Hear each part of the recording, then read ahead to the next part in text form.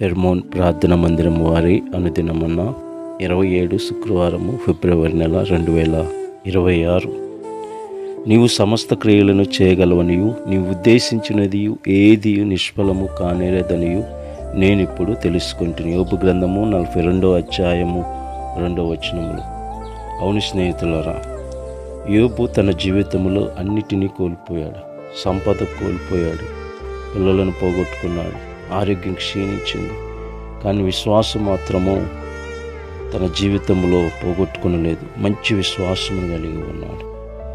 తన జీవితంలో ఒక గొప్ప సత్యం తెలుసుకున్నాడు. దేవుడు ఓడిపోడు. దేవుని యొక్క ప్రణాళిక ఏమాత్రము కూడా ఆగదు.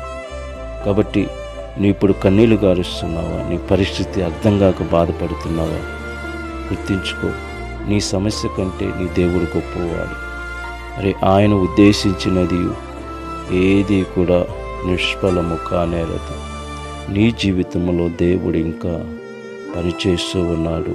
దేవుడు నిన్ను ఆశీర్వదించునుగాక. ఆమేన్.